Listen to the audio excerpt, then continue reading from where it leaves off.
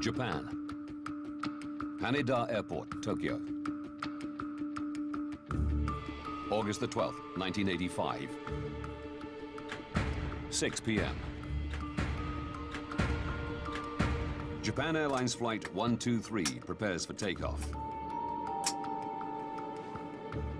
Destination, the city of Osaka, 400 kilometers away. At the controls is First Officer Yutaka Sasaki. Keeping a close eye on him is Masami Takahama, one of JAL's most experienced training captains. A 26-year-old American, Ward Wallach, is one of a handful of foreigners on board. My brother Ward became obsessed with Japan while he was studying as an undergraduate. Now a postgraduate student in Tokyo, Ward has embraced Japanese life despite standing out.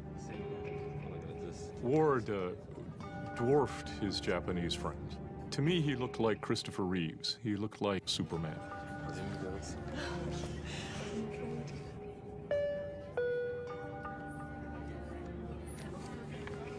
Also on board is Japanese actor and singer Kyu Sakamoto. I think the impression that everyone had of my husband, Kyu Sakamoto, was his smile. He had a big smile when he was performing on television. And he was the same at home. He loved his family.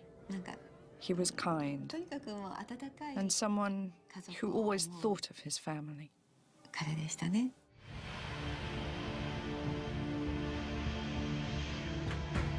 6:12 p.m. Haneda Airport Tower gives JAL 123 the all clear to take off. Weather conditions are fine. The crew expect a short, routine flight.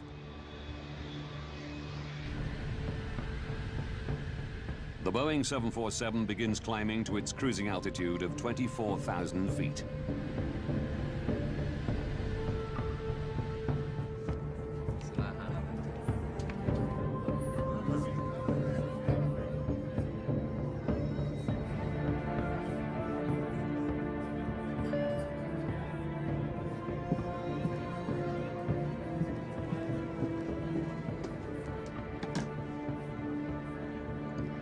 Passenger needs to use the bathroom. Be careful, please. Make it quick. 6:24 p.m.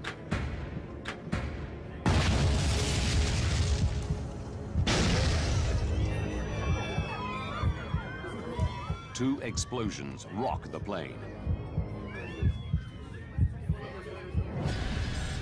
Something exploded. The gear door. Check the gears.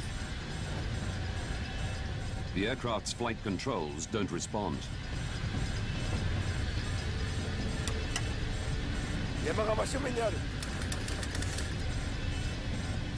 The crew desperately try to figure out what's happened.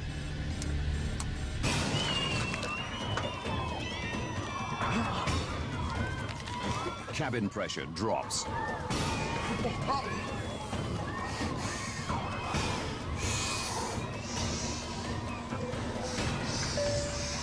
Attention, emergency descent. Put the mask over your face, fasten your seatbelt, put out your cigarettes. This is an emergency descent. 6:25 p.m. JAL 123 is now out of control. Captain Takahama declares an emergency. Tokyo Japan 123, request it back to Haneda. Descend And radios Tokyo Air Traffic Control. Take a magnetic course of 90 degrees for radar vector to Oshima. The crew is trying to wrestle the 747 into making a right turn to follow a course back to Haneda Airport. Going to right, turn over. But the plane is not responding. Yes, sir. I said don't bang that much. Yes, sir. What's going on?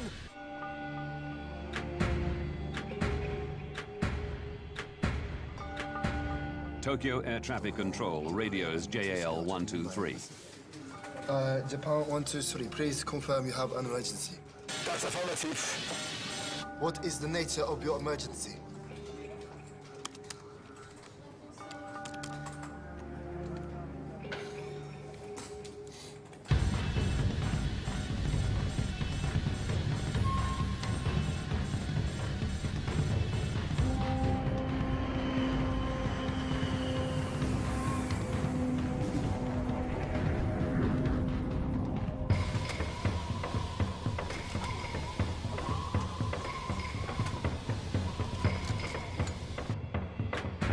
.6:28 p.m. Japan Air 123, fly heading 090, radar vector to Oshima. The plane appears to be heading away from Tokyo Haneda Airport. Japan Air 123, roger, understood.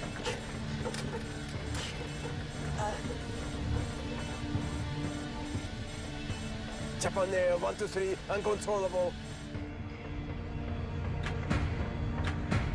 Tokyo Control suggests heading for the closer Nagoya Airport, 133 kilometers away. Your position is 72 miles to Nagoya. Can you land in Nagoya? No, negative. Request back to Haneda. The crew want to aim for the longer runway at Tokyo's Haneda Airport.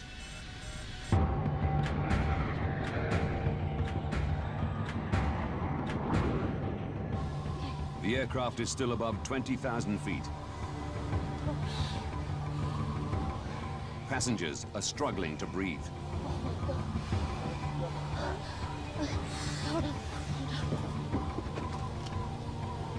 There's damage at the back. I don't know what to do. People can't breathe. Captain, the oxygen mask in 5 right failed. I think we better descend. Hi.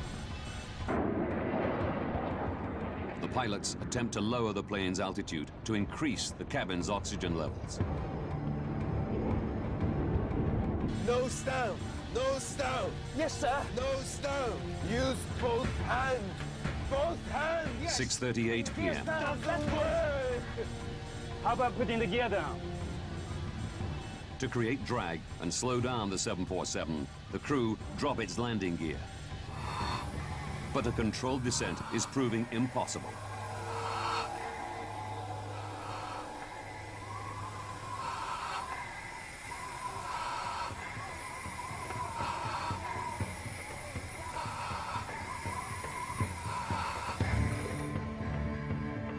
Tokyo Air Traffic Control follows the plane on radar. Over the next 3 minutes, the aircraft does a complete 360-degree turn, losing altitude all the time.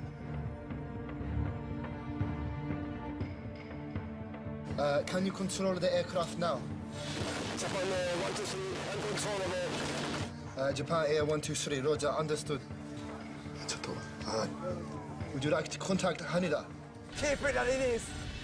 This may be hopeless.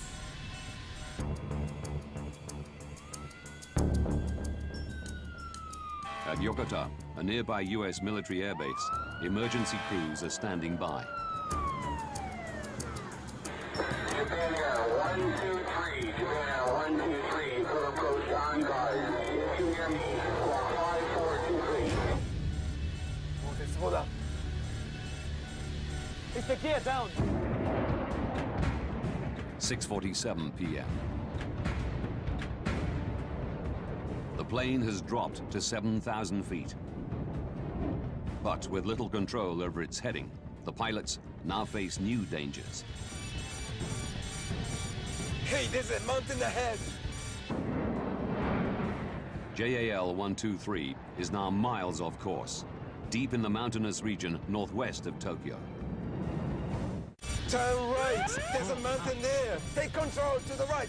Right turn. Right turn, that's right. We could hit the mountain. Yes, I know. The crew battle to lift the aircraft out of danger. Left turn. Put the power on.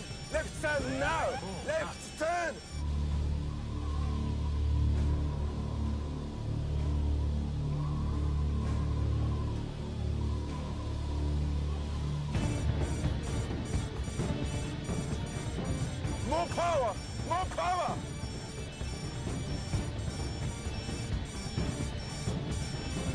Max power. 6:53 p.m. The pilots wrestle the plane up to 13,400 feet. But it's still 65 kilometers northwest of Tokyo Airport. All air traffic control can do is watch. We are ready for your approach at any time and coordinating with Yokota. Yokota available for landing also. Power stop! Flapping now! On board, the plane pitches forward and starts an uncontrolled dive. Power! Power! Flap! Close up! It's the end.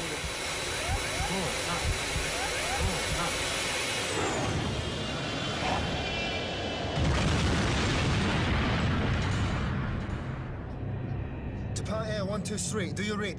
Japan Airline 123, do you read? The plane disappears from radar. 123, do you read?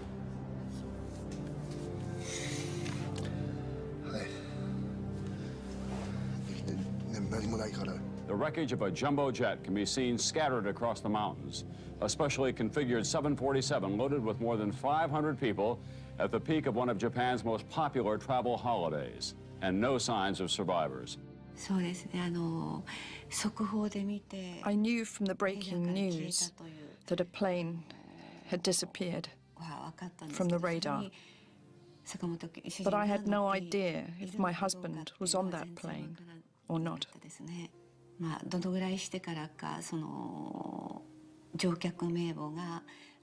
I can't remember how much later it was when we were able to read out the passenger list.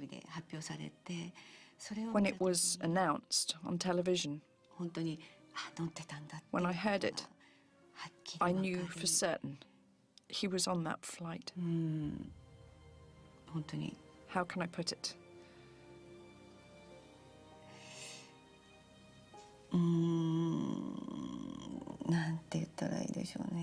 I was aghast.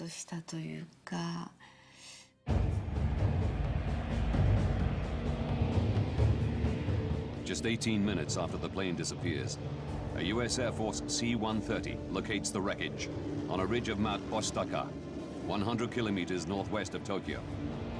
It radios the Japanese authorities with coordinates.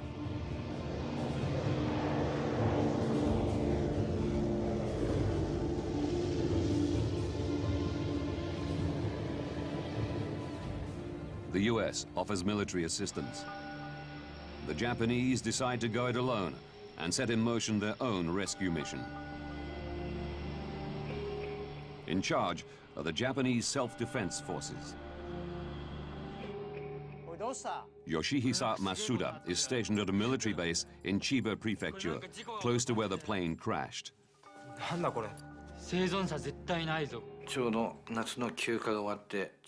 It was just as I returned to headquarters after my summer leave. The base was in uproar. I asked a colleague what was going on, and I was told that the whereabouts of a JAL flight were unknown. The night the plane crashed, the base was put on standby, and people were saying that we were probably going to go out. A Japanese helicopter sent out reports no sign of survivors. The mountain terrain and lack of equipment for nighttime operations slows any larger Japanese rescue effort. It doesn't reach the site until 14 hours after the crash. Miraculously, 4 survivors are found, despite spending a night on the mountainside.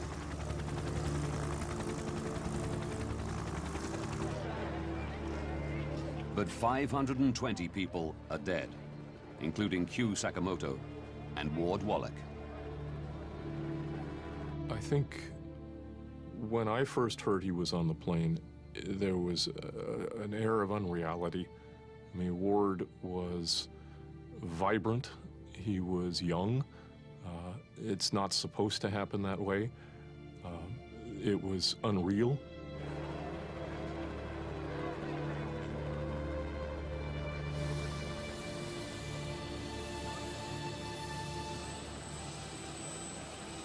Shortly after the crash, survivors recall hearing the screams of passengers in the wreckage dying out during the night. Physicians at the scene note some of the injuries they found would not have been fatal if help had arrived sooner.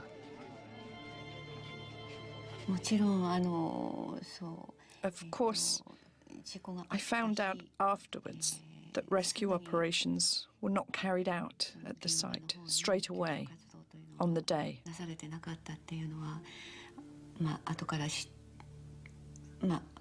But they should have gone straight away. Why? Why did they take their time?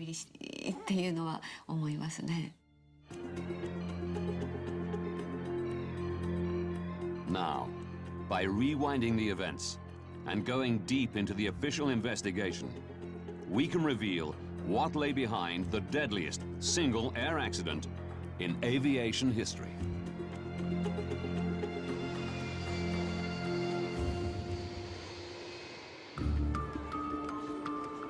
The Japanese Aircraft Accident Investigation Committee is responsible for investigating the crash. As demanded by Japanese law, alongside this is a criminal investigation run by the police.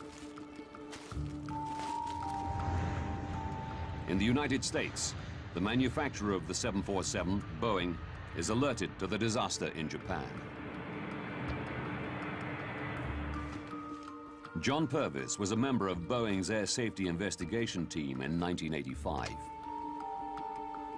When we learned about this airplane and realized it was a 747, we were concerned, along with everybody, that this accident could really tarnish the reputation of the airplane, because at the time it was the largest commercial jet flying. With the lives of millions of 747 passengers at risk, the United States National Transportation Safety Board, or NTSB, want answers to why this American-built plane crashed. NTSB representative Ron Schleed is assigned to investigate. There was an extreme concern that if there is a mechanical problem, that it could be a generic flaw, and that could affect the entire fleet. An investigation team of Boeing engineers and members of NTSB heads for Japan. But once there, gaining access to the site proves difficult. When we arrived in Tokyo and got to the hotel and first met the Japanese, it was clear there was some problems in getting access to the information that was known and to the accident site eventually. As the plane's manufacturer, Boeing has an internationally agreed obligation to investigate the crash to make sure all other 747s are airworthy. However, because this flight, Japan 123, was a domestic flight, the international rules did not apply in 1985. Therefore, we did not have an automatic right to go. We had to request permission to travel and to work with the Japanese. Whilst the Americans wait for police permission to access the crash site, Japanese air accident investigators share with them JAL 123's cockpit voice recordings.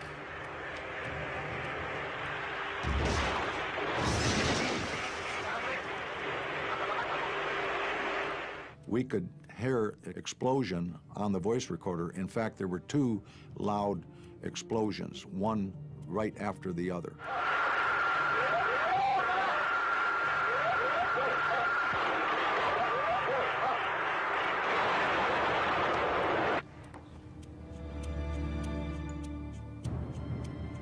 Survivors confirm there was an explosion at the back of the plane, leading investigators to a chilling conclusion. Worldwide in the 1980s, there had been several terrorist acts, hijackings and bombings of airplanes. So when this accident occurred, it gave us a strong suspicion that it was an act of terrorism.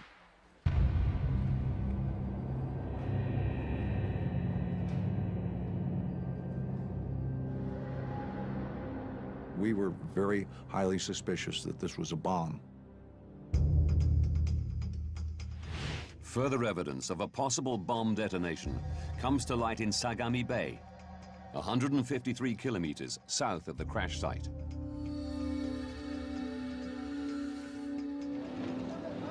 Japanese sailors discover a large piece of the plane. One of the early things we were showing was the vertical fin, or the tail of the airplane, which had come off over water south of Tokyo, right under the flight path of the airplane.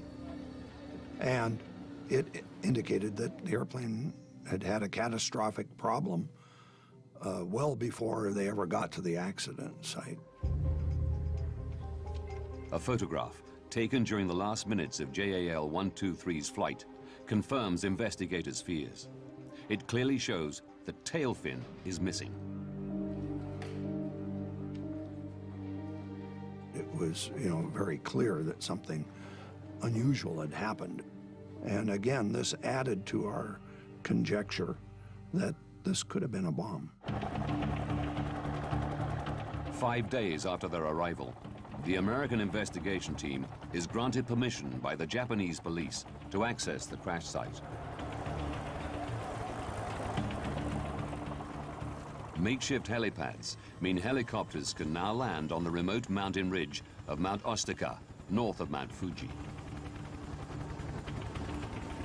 It was chaotic at the top. Helicopters coming and going and coming and going continuously.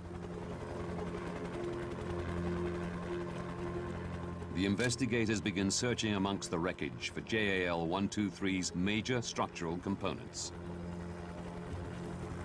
One of the things you do as an investigator is you first look for what we call the four corners of the airplane. Where's the nose? Where are the wingtips? Where's the tail?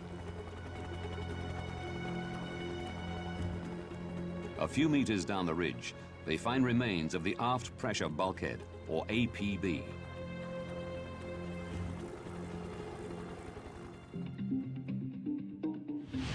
This circular structure is made of a series of overlapping metal plates riveted together.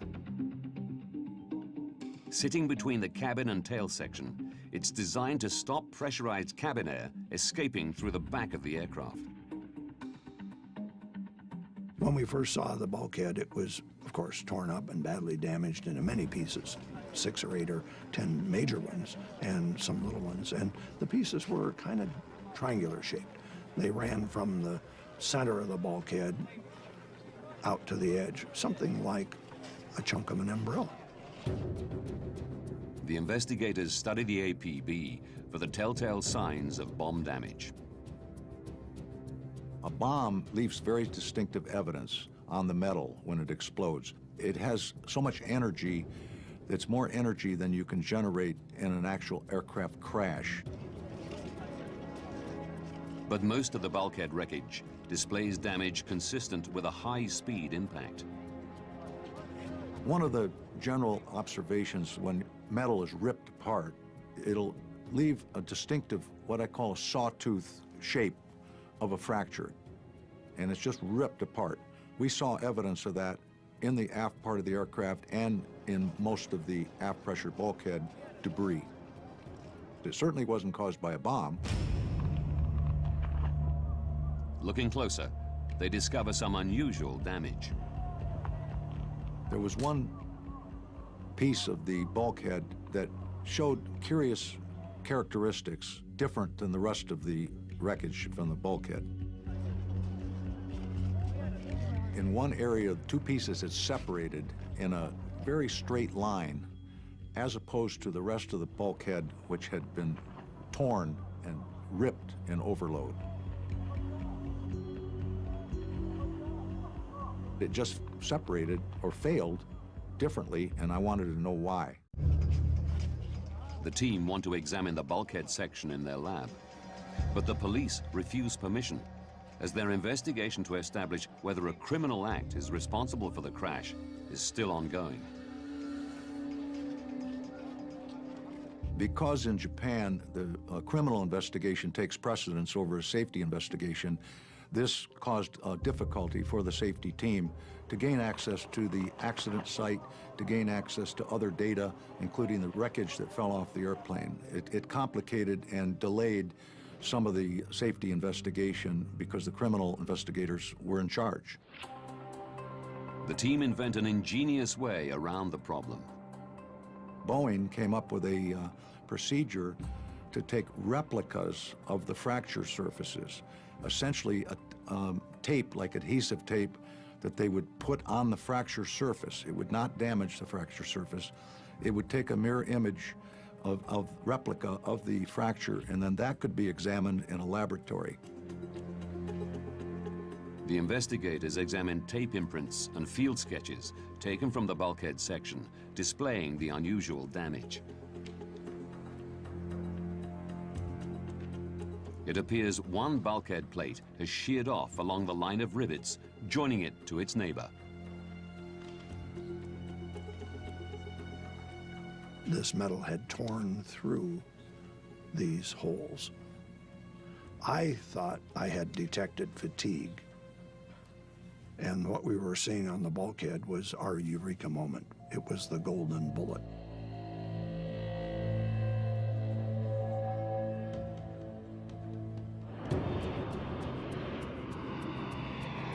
Having detected the telltale signs of metal fatigue, the investigators now need to know what caused it.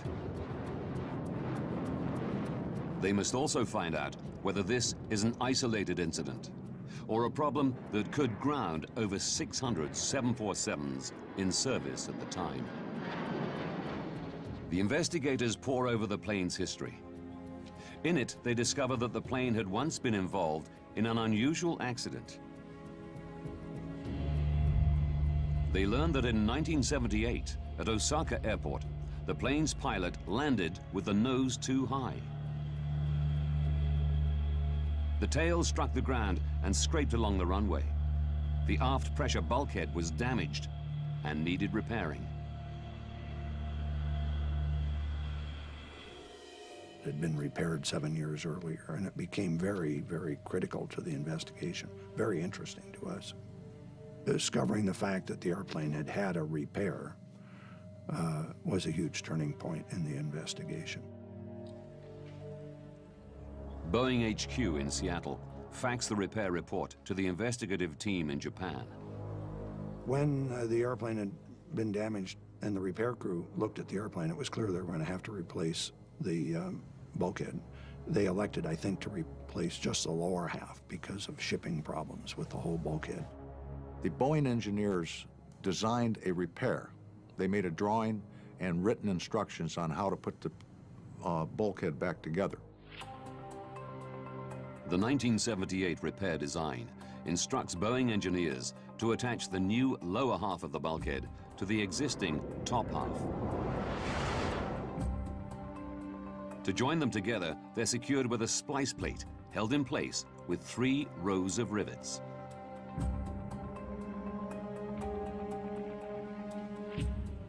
As the unusual metal fracture sheared off along the line of rivets, the investigators' suspicion falls on the join between the splice and the bulkhead's 2 halves. The team calculates what would happen if the repair used fewer rivets than required.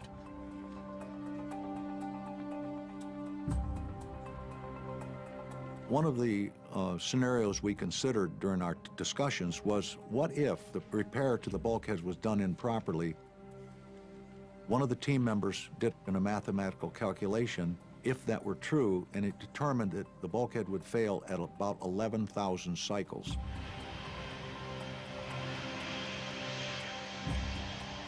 Remarkably, the plane had performed 12,319 takeoff and landing cycles since the repair, very close to the predicted number. It's a breakthrough moment. A faulty bulkhead repair could be behind the world's deadliest single aircraft crash. The investigators now need hard evidence to back up their theory. Japanese police again grant access to the crash site, so the team can examine the wreckage in more detail. So we went right to the area of the pressure bulkhead that had what I considered a curious-looking fracture. We discovered that the repair had not been done as designed. In the process, they had had a place where they had to put in the splice plate, and it had been done wrong. The investigators discover the splice plate from the wreckage is an incorrect size. It appears that to make it fit, the engineers deviated from the repair design. The splice plate, in fact, had been cut into two pieces.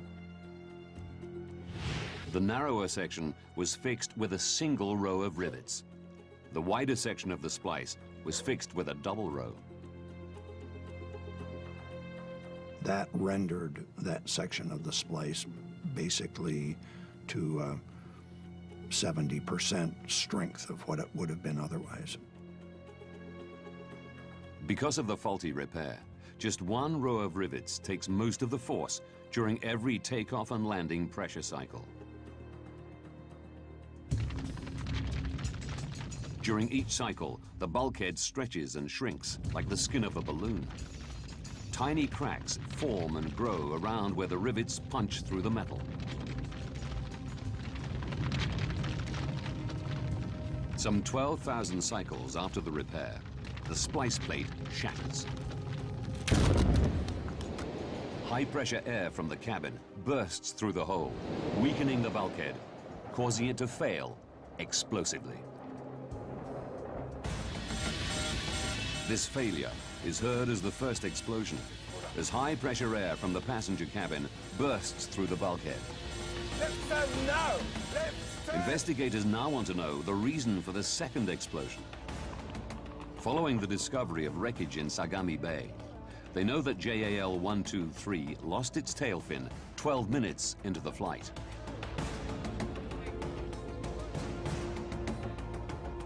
Revisiting the flight recorder, they realize this is around the same time that both explosions are heard, leading the team to an astonishing conclusion.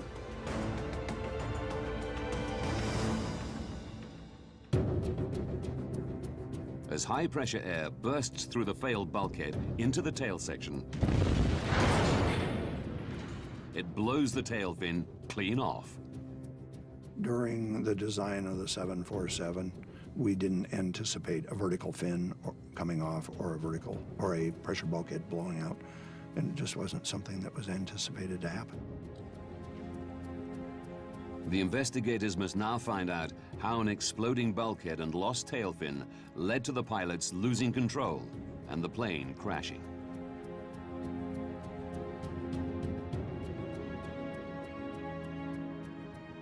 Air traffic control tracked JAL 123 meandering deep into the Kanto mountain range, away from Haneda Airport in Tokyo, and recorded the plane repeatedly losing and then gaining altitude.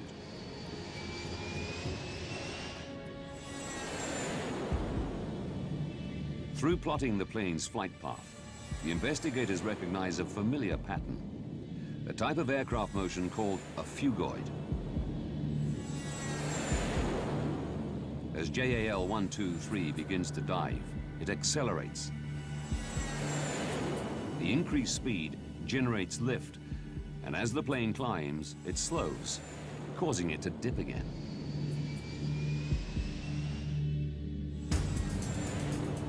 The investigators know this phugoid motion is indicative of an aircraft with inoperable control surfaces.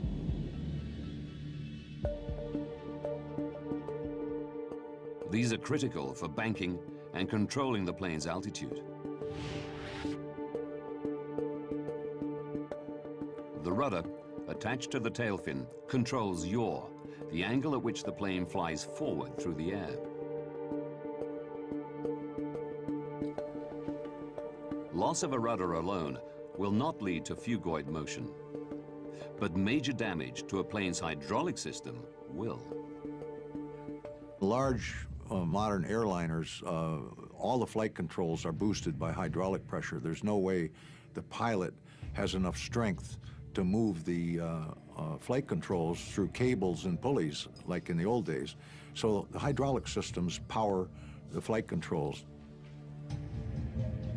The team realized JAL 123's hydraulics were critically damaged during the bulkhead's explosion.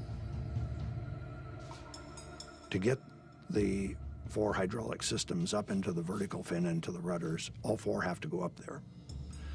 And that means they have to run through the pressure bulkhead to start with, and they have to run up into the vertical fin. As the tail fin rips off, it severs critical hydraulic lines. The aircraft is paralyzed. Once they lost the vertical fin and the hydraulic systems, the pilots were only able to minimally control the airplane with engine power. The airplane continued to fly in circles, up and down, virtually out of control. This explains why the plane flies in a phugoid motion. Why the crew have extreme difficulty controlling the plane's descent. And why it cannot turn back to Haneda Airport and instead descends deep into the Kanto mountain range.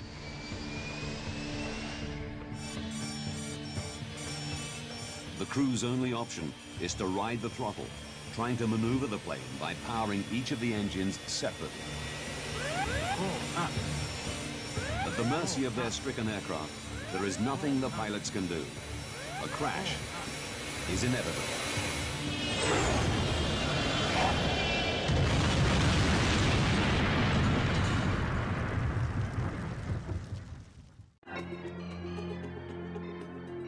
Having delved deep into the investigation, we can now reveal the events that caused the worst single aircraft accident in aviation history.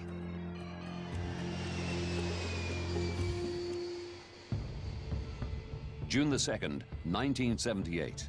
7 years to disaster. A JAL Boeing 747's aft pressure bulkhead is incorrectly repaired following a tail strike incident, leaving it critically weakened. 6:12 p.m., August the 12th, 1985. 44 minutes to disaster. The same JAL plane takes off from Haneda Airport, Tokyo.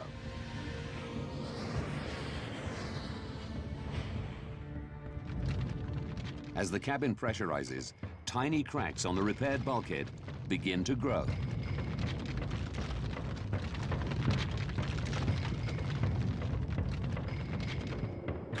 "32 minutes to disaster.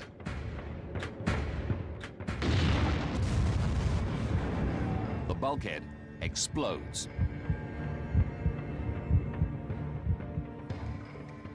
Pressurized air blasts into the plane's tail section, ripping off the tail fin and severing the hydraulic lines. 31 minutes to disaster. Captain Takahama declares an emergency. The pilots fight to control the aircraft, unaware that their basic flight controls are permanently disabled.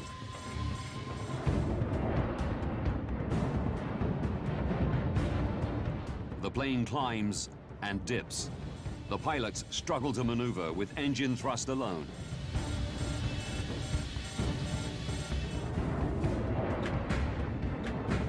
Eight minutes to disaster. Turn right. The pilots guide the plane down to 7,000 feet. Right. But it's now in the heart of the Kanto mountain range. 6:56 p.m. Seconds to disaster. Pull up. Pull up.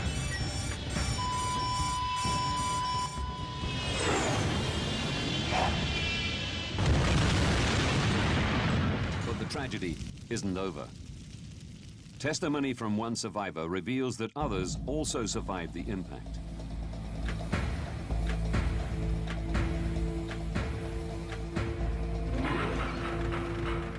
"24 minutes after disaster, an American Air Force C-130 finds the crash site and reports its location to Japanese authorities.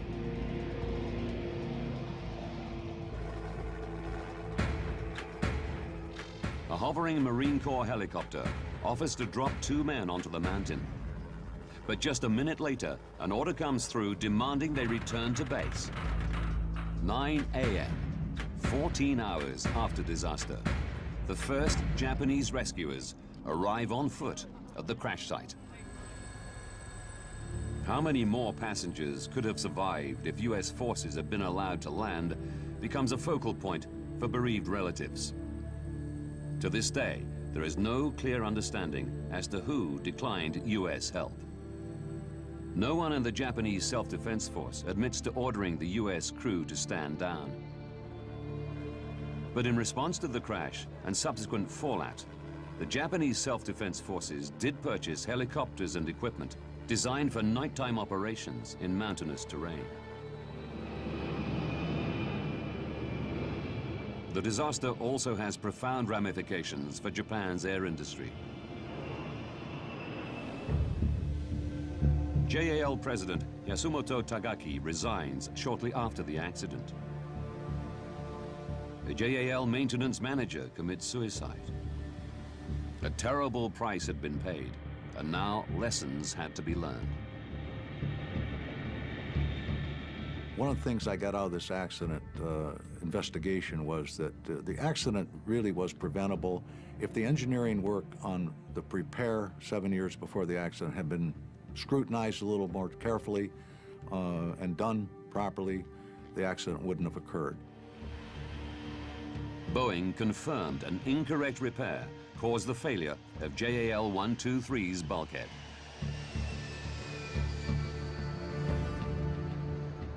The company changed their procedures, so significant repairs are scrutinized before implementation and afterwards by a second pair of eyes. Regular checks are made to detect any signs of metal fatigue. To reduce the vulnerability of the 747's hydraulics, a valve was added to the line controlling 2 of the plane's elevators and the lower rudder.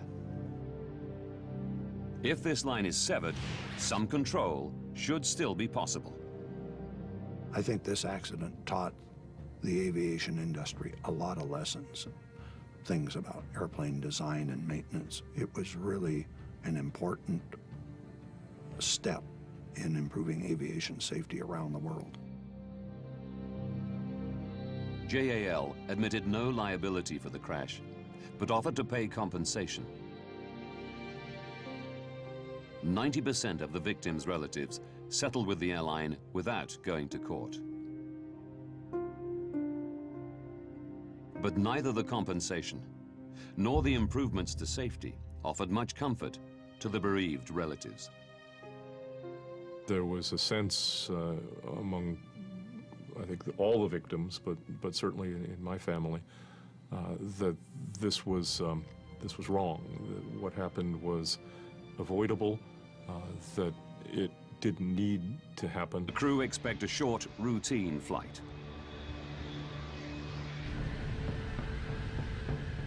The Boeing 747 begins climbing to its cruising altitude of 24,000 feet.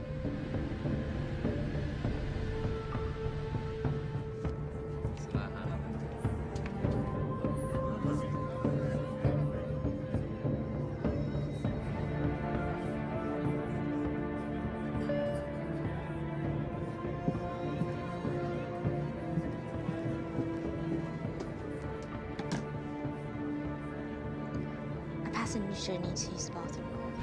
Be careful, please. Make it quick. 6:24 p.m.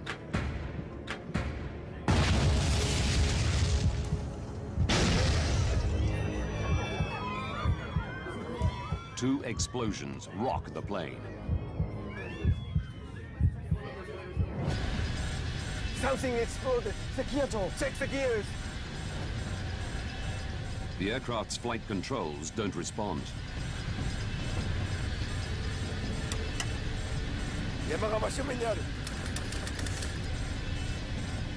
The crew desperately try to figure out what's happened.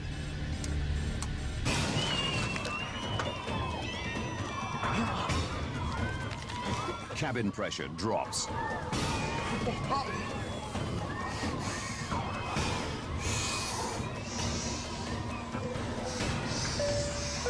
Attention, emergency descent. Put the mask over your face, fasten your seatbelt, put out your cigarettes. This is an emergency descent. 6:25 p.m. JAL 123 is now out of control. Captain Takahama declares an emergency. Tokyo Japan 123, request it back to Haneda. Descend And radios Tokyo Air Traffic Control. Take a magnetic course of 90 degrees for radar vector to Oshima. The crew is trying to wrestle the 747 into making a right turn to follow a... Japan. Haneda Airport, Tokyo. August the 12th, 1985. 6 p.m. Japan Airlines Flight 123 prepares for takeoff. Destination, the city of Osaka, 400 kilometers away. At the controls is First Officer Yutaka Sasaki. Keeping a close eye on him is Masami Takahama, one of JAL's most experienced training captains. A 26-year-old American, Ward Wallach, is one of a handful of foreigners on board. My brother Ward became obsessed with Japan while he was studying as an undergraduate. Now a postgraduate student in Tokyo, Ward has embraced Japanese life despite standing out. Ward, dwarf course back to Haneda Airport. Going to right, turn over. But the plane is not responding. Yes, sir. I said don't bang that match. Yes, sir. What's going on?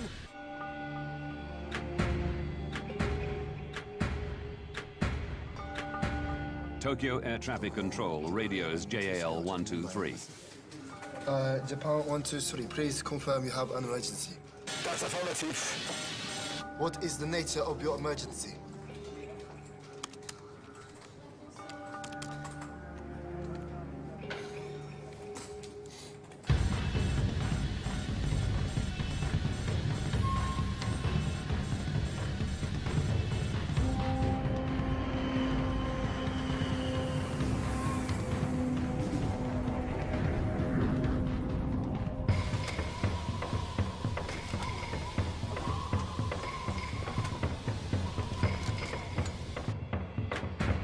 .28 p.m.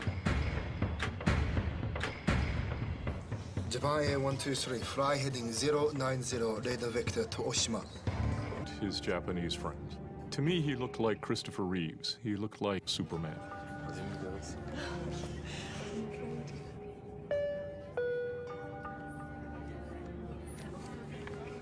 Also on board is Japanese actor and singer Kyu Sakamoto.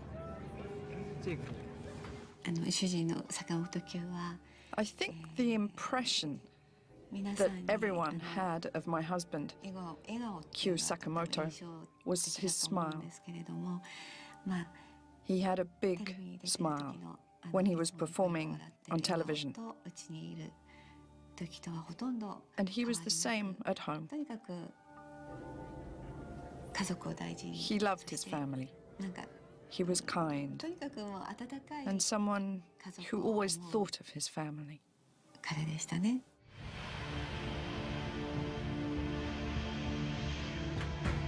6:12 p.m. Haneda Airport Tower gives JAL 123 the all clear to take off. Weather conditions are fine.